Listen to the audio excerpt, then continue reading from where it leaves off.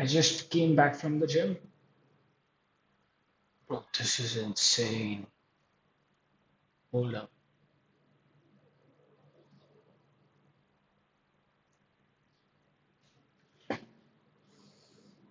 Wait.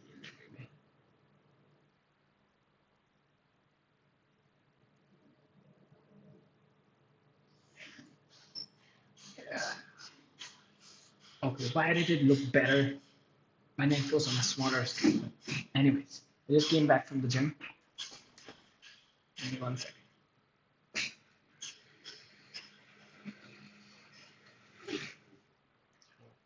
Look at me. Look at my fucking physique.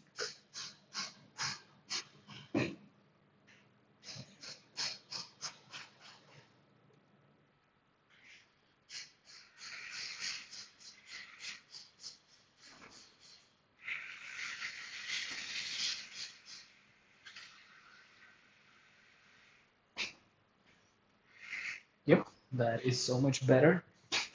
And now, you see camera angle is now so much better. Yeah. So what we're gonna do, I'm having my food over here. I'm having my food. 3 rotis, 5 boiled eggs, which I've scrambled, some potatoes, sabzi, and yeah, green chutney. That's what I'm having. I'm gonna listen to John Mark Stevenson side by side, and I'm gonna share my thoughts because this is what I breathe right now. And I'm gonna talk about this. Who cares about anything?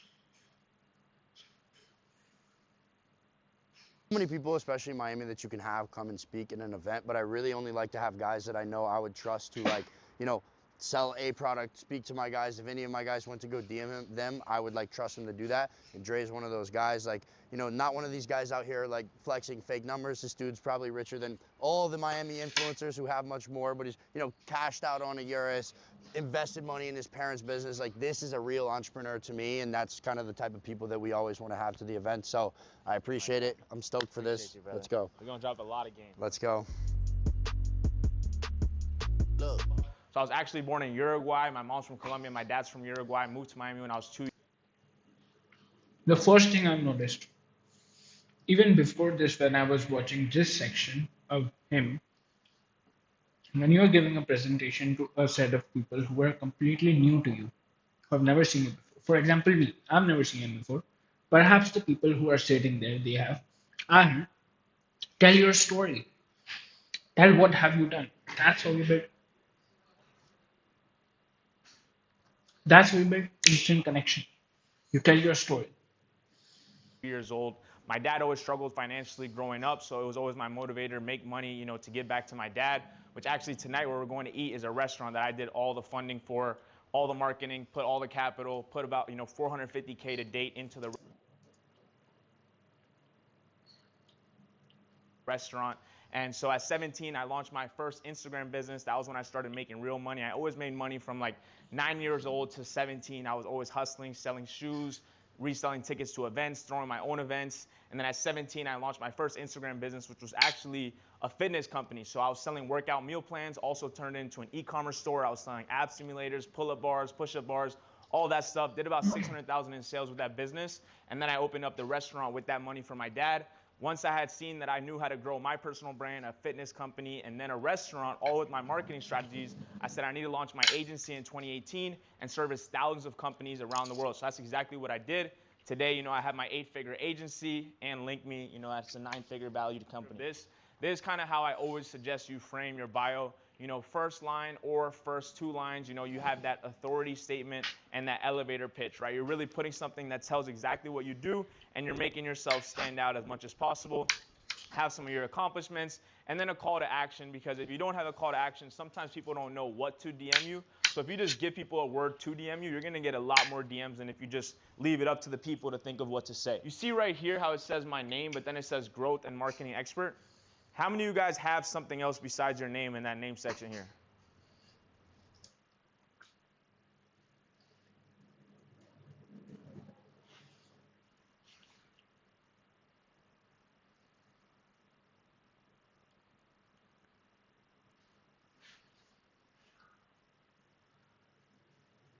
Call to action, name. What do you have? You guys all just have your name? All right. While you're looking for that, I'll tell you what's important about this.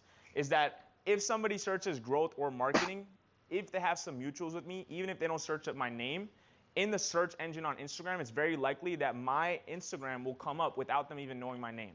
So you guys want to tell people exactly what you do in that name section, because that's like a glitch that Instagram has, that you can make it so much longer than just a name, right? So you really want to make sure you put, if you're a fitness coach, fitness expert in Miami, or fitness expert for 40-year-olds, right? Whatever it is that you do, you want to make sure you put that in the name tag. Did you find it yet? Yeah, it's life and fitness coach for women who want more. All right, great. So if people search life or fitness, your name is likely to come up. So great job that you're doing that. So the next thing is, make sure you have a good profile picture that stands out. It's not a group picture or something like that. You can even use some AI background stuff to really make it stand out with color too.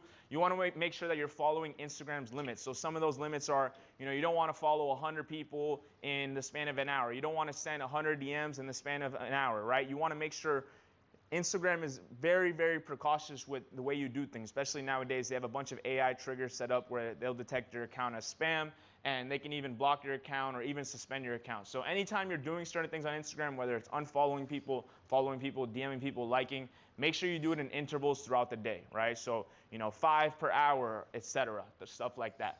This is a huge thing right here, guys. So how many of you guys have automatic replies set up in your DMs when somebody DMs you or call to action, stuff like that? For all these people, these are things like.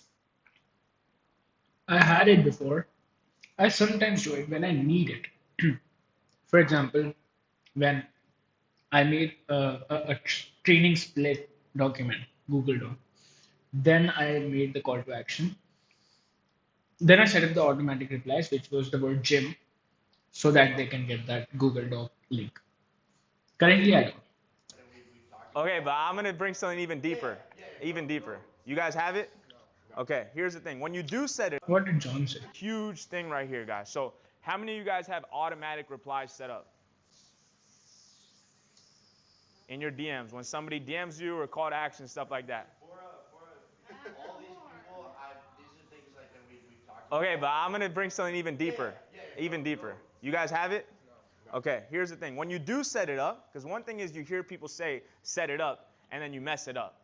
How can you mess it up? Well, there's a few things. Sometimes you'll message someone and you'll get a response that's like, oh, powered by ManyChat. Some bullshit like that. Huge mistake.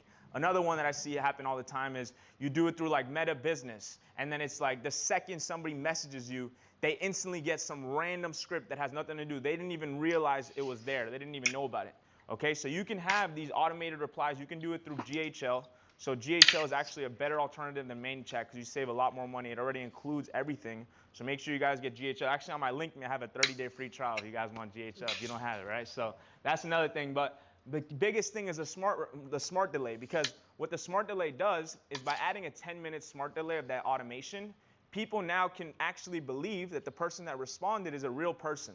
So you're not throwing them off, because the second somebody gets a response in the first 30 seconds, you guys have probably got that before, right? It throws you off. You're like, yo, this account is managed by a bot. I'm not even interested, right? And so that ruins the entire sales process versus if you respond within the first.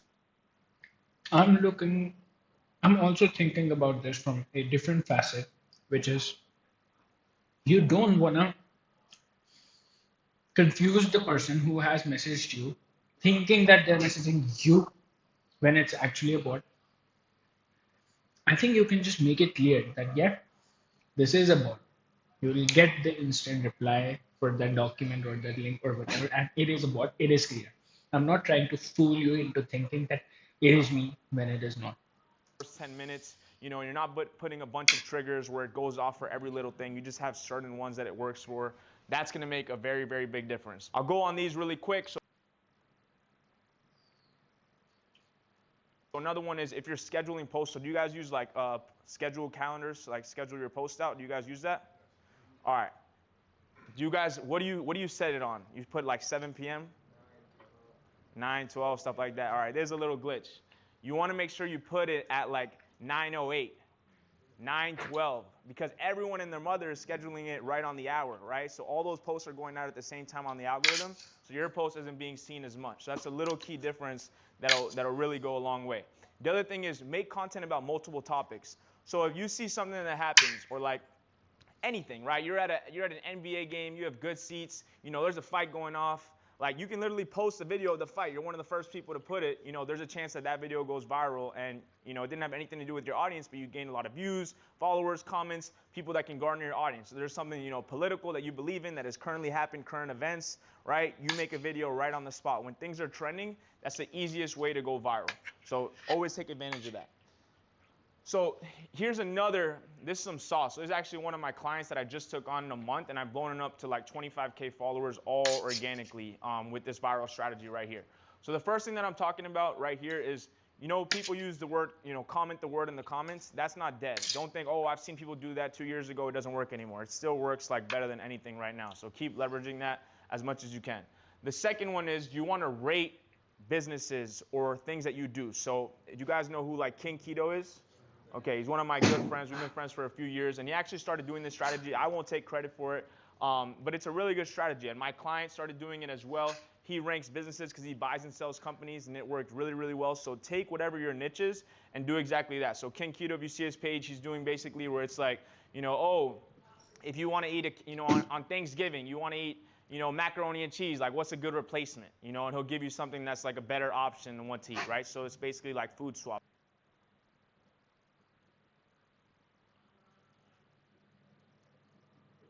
Right? So stuff like that. For him, it's basically, okay, rank medical billing, then rank, a laundromat business, right? And then he's sitting there and he's like, oh, I'll give that one a 7. I recently sold one for 5 mil. I like the cash flow aspect, stuff like that. And then people like that model, so it's been going crazy viral just following that. So those are 2 strategies. You just basically have someone behind the camera, and they're basically like asking you an interview question, rank this or swap this, right? Stuff like that is really, really working today. So you guys can take a picture, for your memory, whatever you want to do. I can also send this presentation to you guys as well, too. So, okay, so here, this is big. So one of the reasons why John Mark speaks so highly of me, and I also am always down to do anything for him, is this is such a small strategy, but it's so crucial. He's always showing love on my stuff, so I'm always going to show love on any of his stuff. Like, he's always liking my story, likes my posts, so that goes a long way. You guys may be wondering, like, oh, why am I not getting comments from my friends? Why am I not, getting likes from people that I, do business with or I met recently? And it's like, ask yourself, like, are you liking their stuff? Are you commenting on their stuff? Because people remember that. They remember, okay, when they see a post on their feed, they're going to remember, yo, last week when I posted, he commented on my stuff. I got to make sure I'm going to comment. And that snowballs and compounds a lot, especially in the early days when you really want to maximize how much engagement you're getting and stuff like that. Do all those little things. Or if you have a team member, assign them to do that even. Yo, go like and comment on, a few people's posts every single day, right? That's going to make a big difference. People are going to remember that. And it's an easy way to just... I can see it working. I can see where it could be important. The thing is, it cannot hurt you in any way. But from my experience, it is not the heart of growing on Instagram. It is not the actual heart of it. You can skip all of this stuff. Just make good videos, study what is working, make that in your style, be authentic, and you can perfectly grow. That's what I did. I never engage with anyone. I never comment. I never like barely anybody. Stories, I have only ever liked a few stories in my entire lifetime. Like maybe 2 or maximum 10 stories in my entire lifetime, ever. I don't engage. I just post. Snowball, getting more engagement on your stuff. And this works in life as well, right? You always want to show interest in people, not just talk about yourself. Same. This thing cannot hurt you. I can see how it works. When someone is looking at your post, they go to the comments, they see, okay, he's a real human, other humans are interacting with him, he's commenting on other posts. They see this kind of web of humans online. This account engages with this one, this one, this one, this one. I can see its importance that way. But as I said, it's not the heart of growing on Instagram. Thing is on social media. The next thing is, is a quick one. I've seen a lot of people that I give this strategy to, at events like this, they come back and they tell me, wow, this made a big difference, made my views spike up a lot. So one of the people actually is, some guys named like Colin and stuff, they were doing where basically every morning at 5 a.m., they would, put a link to an affiliate of like supplements and stuff like that. And I told them the strategy is you want to basically put it at the end of the day of your story. You don't want to put it in the beginning because Instagram doesn't want you to go to different browsers. So the second that you put a story link as the first story of the day, they're instantly going to bring down the views that you get. So you want to make sure you put a lot of, very good, viral, potentially viral stories. And then if you want to add a link, you put it as the last story of the day. You don't want to do that in the beginning. So that's another quick tip that'll definitely help with your story views and stuff like That's new for me. That's actually new for me. that. Actually, I realized, hold up. You see, I know my slides so well. I wasn't talking about something completely different here. That's actually this slide, okay? But if you realize the first 10 people on your story every day are probably the same people that you actually like and watch their story, right? So what you want to do is you want to swipe all the way to the end of those stories, and those are people that you don't engage with. They're probably not watching your stories either. And Instagram, if you guys know about, the story reply feature where like when you're on someone's story, you know how you can just put like an emoji or something like they put in the middle, right? So you basically go to the end, every day do this, right? And you engage, you just put a clapping emoji or a fire emoji, whatever it is on like, as many stories as you can, and then they're gonna respond. They're gonna be like, yo, thank you, or they're gonna like your comment, and then Instagram's gonna detect that you guys had a conversation. Now they're gonna put them at the top of your stories, and these are all little hacks that if you guys do these things, it's like easy systems that you can even give to your team to do these things for you. That's really gonna help with the algorithm and just maximizing everything. Versus if you don't do it, right, it's like you're just missing out on so many things that you could be benefiting by just doing it. So systems, all these guys, all these things in the beginning, you may need to do it yourself right now when you're hustling, but the moment you have some funds to, add an EA to your team or a VA, whatever the case is, you need to be the one that assigns these things, right? You can't expect to hire someone and they know how to do all these things, but you're really going to maximize what you pay someone if you come with these creative ideas of how you can actually leverage and maximize their time most efficiently. So yeah, this slide was basically talking about what I said in the beginning of that one. So you guys can also take a picture of this. You guys probably already know this, but basically when you're doing reels or you're doing a story, make sure you're not putting anything in those red sections, because like here you have, the likes, the views, the username, so you can't really see that. If you're doing a story, right here is like the send a message button. If you're doing a story again. This is all like ABCs of Instagram. I already know all of this. It doesn't hurt to listen to it again to confirm what I already know. And if there is one thing he says which I didn't know, that benefits me. But this is all like ABCs of Instagram. And you can just learn it by doing it. And here people are swiping through, on their thumbs, so they're not really going to be engaging properly on your stuff. So always put it in the green area there. You guys can also, I'm not even going to talk on this too much. You guys can just take a picture, right? This is just stuff you guys can already know. But just on your stories, you don't want to be just spamming 1,000 stories and then people are just falling off after the first two. You can also wait 24 hours after you do like a story and post the next day. Obviously, posting on your stories is really good, but sometimes if you feel like your views are not doing so good that week or that day, you can also give yourself like a 24-hour break, and then typically IG will perform when you come back onto the platform to give you like a boost of energy and to not lose your motivation to keep posting, right? They want to see you do well as well. So that's also super important. You want to do, Q&As, things that are going to get people engaging, replying, post some milestones, post you doing some cool stuff. Don't just post just to post, right? Like there's a lot of clean videos that you guys can be doing in a house like this, right? This house is very aesthetic, good lighting. Take some videos on your camera roll and then put it on your story. You don't need to take it direct, from that story, from the Instagram platform, right? It's going to look a lot cleaner when you do that. And just have, high quality videos, high quality stories that people are going to be pressing on that like button. That's super, super important.